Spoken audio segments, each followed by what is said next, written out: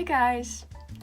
Yes, I know I didn't put out a video last week because life happens and I was about to actually sit down and make a video, and then I got an audition and I had to put my full focus on that. And I'm sure all 75 of you were very, very sad. But don't fret, I'm back with some film history for you. And today we're going to be talking about the Red Scare.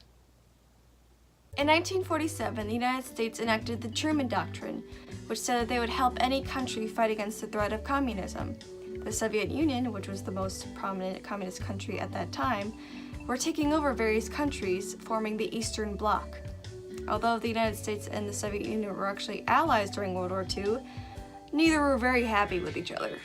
In 1949, Russia tested their first atom bomb, which was, pretty terrifying for the United States. And so in response, Truman was like, well, we're just gonna make an even bigger bomb called the hydrogen bomb, which they did and tested in the Bikini Islands in 1952. And citizens of the United States were like, that's a lot of radiation you're putting in the atmosphere. Don't you think that might affect us somehow? And that anxiety was reflected in the movies in the incoming decade. In them, due to nuclear testing in New Mexico, a horde of giant ants began to bring destruction and chaos. This was Warner Brothers' highest-grossing film in 1954, and many other mutated creature movies followed, like The Creature from the Black Lagoon, World Without End, The Deadly Mantis, and The Beginning of the End. The United States wasn't just paranoid of radiation poisoning during this time. They were also pretty petrified of Russian spies. Although the House of Un-American Activities Committee was created in 1938, it was in high gear in the 1950s, especially in Hollywood. If you had the slightest affiliation with the Communist Party, or if somebody said that you did, you were publicly questioned by HUAC, and if they determined that you were a communist, you were blacklisted, which means that you couldn't get a job in Hollywood ever again. But that's another story for another time. Anyway, in the movies, the fear of alien invasion was a metaphor for the fear of Russian espionage. The most famous of these was The Invasion of the Body Snatchers. The film is about vegetable pods from outer space that turn people into emotionless replicas of themselves, possessing their bodies while they sleep. There is an obvious message of somebody infiltrating our society and turning our citizens into communists.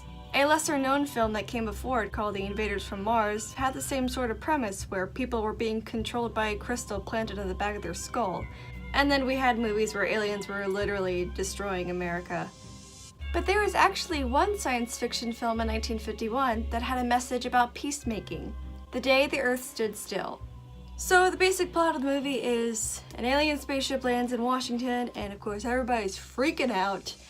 And then this alien guy comes out and he just happens to look like a human, and he's like, yo, I come in peace. And I need to talk to all the leaders of the world. And our government's like, well, that's not gonna happen because we hate each other. And the guy's like, well, I need to talk to everybody in the world, so you gotta get that to happen. And everyone's like really skeptical of the alien guy's motivations, and stuff happens, blah blah blah. And then at the very end, he gives a speech and he's like, you guys need to make peace with each other or else you're just all gonna be destroyed. I am leaving soon, and you will forgive me if I speak bluntly. The universe grows smaller every day, and the threat of aggression by any group, anywhere, can no longer be tolerated. There must be security for all, or no one is secure. Now, this does not mean giving up any freedom, except the freedom to act irresponsibly. We of the other planets have long accepted this principle. We have an organization for the mutual protection of all planets and for the complete elimination of aggression. The result is we live in peace, without arms or armies, secure in the knowledge that we are free from aggression and war. But if you threaten to extend your violence, this Earth of yours will be reduced to a burned out cinder. Your choice is simple.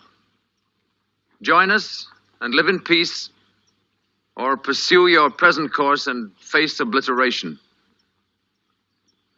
We shall be waiting for your answer.